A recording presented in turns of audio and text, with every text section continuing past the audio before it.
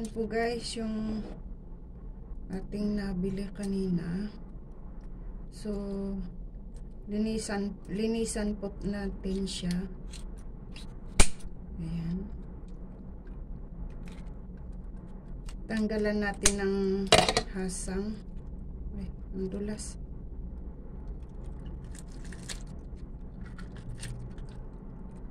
Ayan. Dati-dati tinatanggalan nila ng hasang, iniiwan lang yung, ay ito yung ganito para sandaling matanggalan ng hasang. Ewan ko bakit anong ginawa na nilang hiniwa lang ng hiniwa. Tanghali na siguro kaming dumating, kaya yun, hindi yan nila tinanggalan ng dito.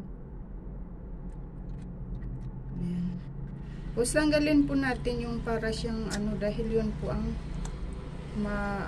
ito malansa din para yung dugo po niya guys. Ayan. Paano po din kayo maglinis ng tilapia guys? Panay tilapia po ang ano nila dito, paninda nila, wala pong bangus. Yung bangus ay yun sa malapit sa sa Bangkok.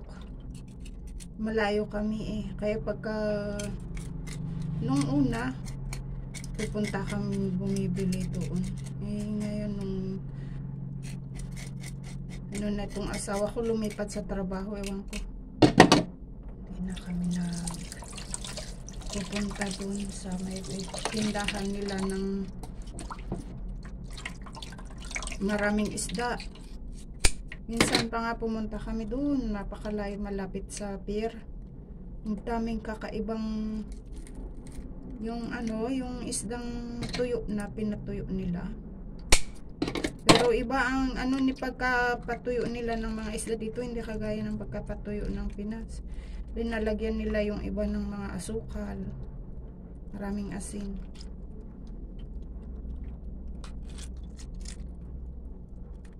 Ayan. Malayo po kasi dito kaya tapos ang mamahal, parang hindi malapit sa dagat. Ayan. Yung tinatanggal ko po yung mga malalansa, yung kagaya po nito, yung madulas siya, para siyang yung kung saan nagagaling yung mga laway-laway. Ayan. Ayaw ko kasing ilagay sa rep na hindi malinis, kaya nilinis ko na muna.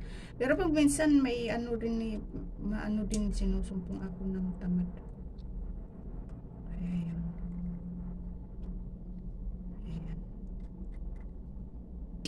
Yung mga malalansa po yan guys. Ayan. Ganyan po ako linis ng tilapia. Mas maganda kasi doon yung pinuntahan natin kaninang umaga.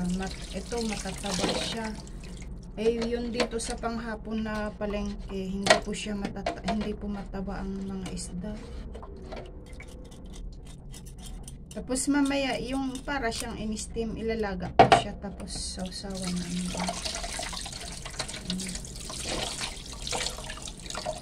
masarap din ito, kaya huwag natin tanggalin yung taba niya. Hindi po guys. Ayan.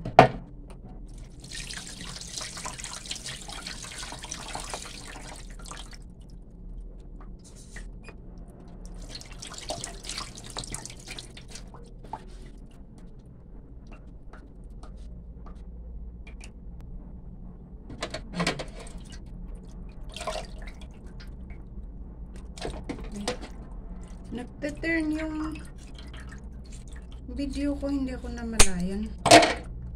Nagla-landscape siya. Hindi siya ng landscape kasi nung isahan natin ang hindi landscape.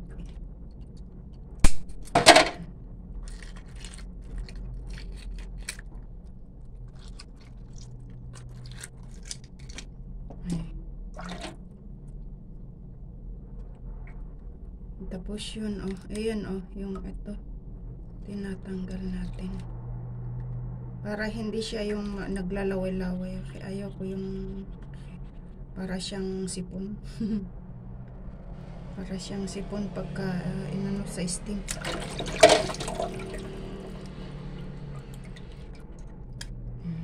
Ito din ay malansa, guys.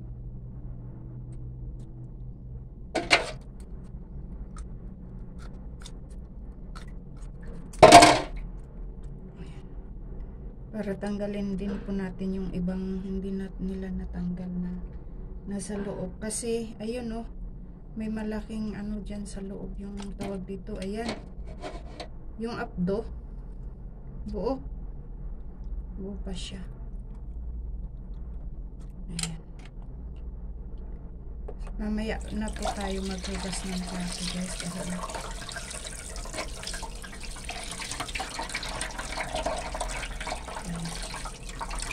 Diba guys?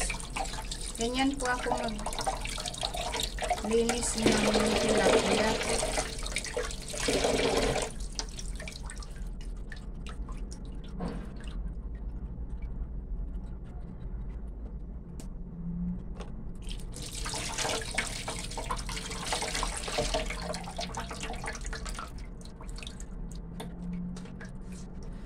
Ayan. Oh, diba? Tapos na po, guys. Pwede na natin ilagay sa ref.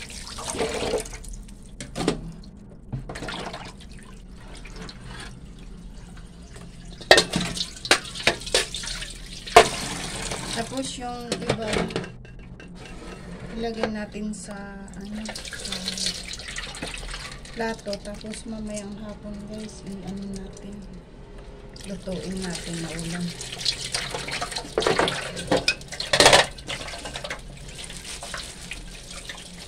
So, ay, maliit ito.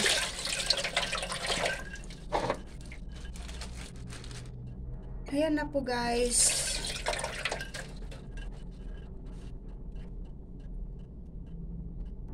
Ayan po, ilagay na po natin sa plastic. Tapos mag-iwan lang po tayo ng 3 hiwa. Ilaga natin mamaya. Ayan. 3 hiwa. Ayan. Ay, 4 pa yun. Ayan, para igano-ganon ko lang siya, guys. Para sandali lang pagka ilalabas, iluluto, hindi siya mahirap. Ayan. Diba? Ganun lang siya. Tapos ganyan din mailagay sa freezer. Tara na, guys, lagay natin sa freezer. Ayan.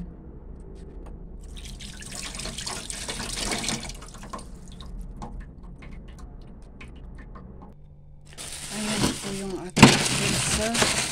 Maliit lang po, pang ano lang ako na freezer. Kaya manong kaming magbumili ng mga pang freezer pa konti-konti dahil maliit lang po yung aming freezer. Ayan, oh. Diba? Dito lang yan. Sa manok ito. Oh.